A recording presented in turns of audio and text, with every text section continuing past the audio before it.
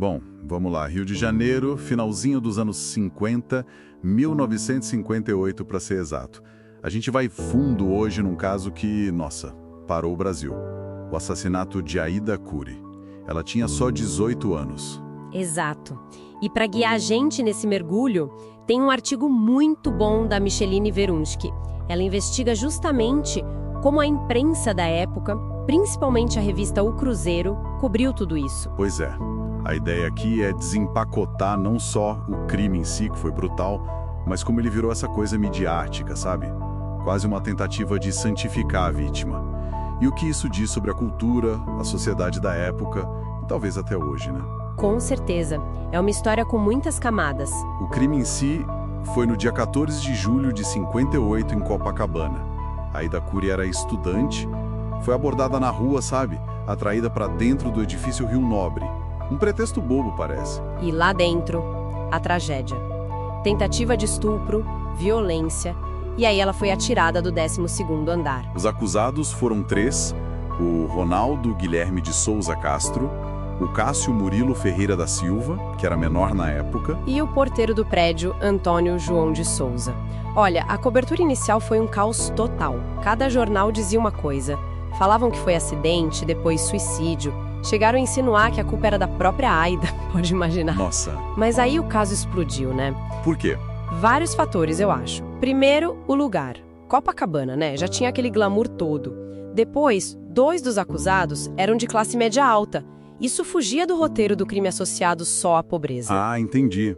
E teve a conexão com aquele pânico da época. Isso. A tal da juventude transviada era o assunto do momento e esse crime pareceu confirmar os medos da sociedade. E nesse cenário entra, contudo, a revista O Cruzeiro. E uma figura-chave, o jornalista David Nasser. Ele não só cobriu, ele comprou a briga. Defendeu a Aida com unhas e dentes, de um jeito visceral, né? Totalmente, a linguagem dele era pesadíssima, muito sensacionalista. Isso que é interessante. Tem uma manchete dele, de 1960, que é emblemática. O júri oficializou a curra. Ele usou essa palavra curra para estupro. E chamou um dos réus de tarado currador, asqueroso e monstro cínico. Assim, com todas as letras. Nasser foi um verdadeiro arquiteto da narrativa. Ele definiu os papéis, sabe? A Aida era vítima, pura, virtuosa. Os agressores, especialmente o Ronaldo, eram os traidores, monstros. E ele, Nasser, se colocava ali como justiceiro, porta-voz da indignação. E aquela imagem inicial da Aida, talvez um pouco imprudente, por ter entrado no prédio, foi sendo apagada, né? Completamente. Foi substituída pela imagem da mártir da castidade. A divulgação de trechos do diário dela foi crucial. Mostrava uma jovem super religiosa, de família católica. Isso ajudou muito a construir essa imagem. E aí essa construção da mártir encontrou um paralelo que caiu como uma luva. Santa Maria Goretti. Exatamente. A jovem italiana que também morreu defendendo a virgindade, canonizada uns anos antes. Uma frase do diário da Aida ficou famosa. Maria, ajudai-me a amar sempre a Jesus e antes morrer do que pecar. Ligaram isso direto a Goretti. E não por acaso, o Cruzeiro publicou bem nessa época uma entrevista com o assassino da Goretti, o Alessandro Serenelli. A manchete era, eu matei uma santa. Quer dizer, a conexão estava escancarada ali. Até Dom Helder Câmara, uma figura importante da igreja na época, declarou que a Aida era uma irmã de Maria Goretti. Foi muito forte. Interessante como buscaram explicações fora dos criminosos diretos, né? Sim, é um padrão.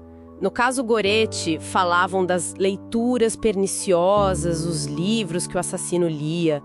No caso Aida, o bode expiatório foi a juventude transviada, o rock, jaqueta de couro, o estilo James Dean. Como se o problema fosse o comportamento dos jovens, a influência americana? Exato.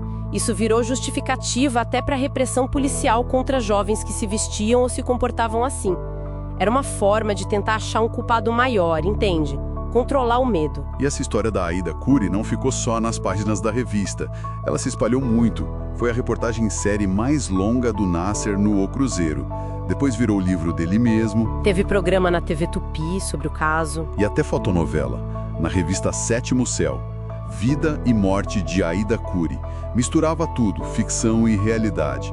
Usaram fotos reais da mãe dela, do julgamento. Uma coisa meio híbrida, né? E até no cinema depois, como no Bandido da Luz Vermelha, do Scanzerla, parece ter um eco do caso. Essa presença massiva é notável. Ficou por muito tempo na mídia. E toda essa saturação midiática, essa construção narrativa, faz a gente pensar um pouco na teoria do sacrifício, né? Autores como René Girard ou Hubert Maus falam sobre como a vítima de uma violência extrema pode ser sacralizada, transformada em algo sagrado depois da morte. Como assim? A narrativa que na série O Cruzeiro criaram, repetida tantas vezes, funcionou quase como um ritual público que elevou Aida a esse status de mártir, de figura exemplar. A mídia, nesse processo, age quase como um sacerdote moderno, conferindo essa sacralidade, entende? Transformando o horror em exemplo. Faz sentido. E essa imagem da Aida como um símbolo, ela permaneceu, né? Até hoje, quando acontece algum crime chocante contra a mulher, volta e meia o nome dela é lembrado. Cláudia Lessing, Mônica Granuso, mais recentemente a Fernanda Lages lá no Piauí. Sim, ela se tornou um marco, um símbolo trágico dessa violência. Mas aí tem um paradoxo interessante. Apesar de todo esse esforço da mídia, dessa quase campanha pela santificação, Aida Curi não virou uma santa popular, de devoção massiva como aconteceu com outras vítimas de crimes no Brasil. É verdade, não tem santuário, promessa. Não como outros casos, tipo da Fera da Penha, que aliás também foi muito explorado por O Cruzeiro. Então, a devoção popular mesmo não se consolidou. Mas o processo em si, essa tentativa de santificação pela mídia, isso sim é muito significativo e duradouro. Então, pra gente amarrar, o que fica desse deep dive? Primeiro, a brutalidade do crime, óbvio. Mas, principalmente, o poder gigantesco da mídia daquela época. O Cruzeiro, o Nasser, eles não só noticiaram, eles construíram ativamente uma narrativa. Uma narrativa de martírio, né? Usando a religiosidade, a figura da Maria Goretti. Exato. E usando também o contexto social da juventude transviada. Tudo isso misturado e reverberando na cultura popular por anos. E para fechar, fica uma provocação inspirada no artigo da Verunski, que cita Garcia Marques. A história da Aida Curi, mesmo sem ter virado santa popular, talvez continue como uma notícia no altar-mor da nossa memória coletiva. A pergunta que fica é: que mecanismos são esses que fazem certas histórias de violência ecoarem por décadas? Que moldam nossa percepção sobre justiça, sobre vítima, sobre moralidade, mesmo quando a gente já nem sabe mais direito onde termina o fato e onde começa o espetáculo da mídia?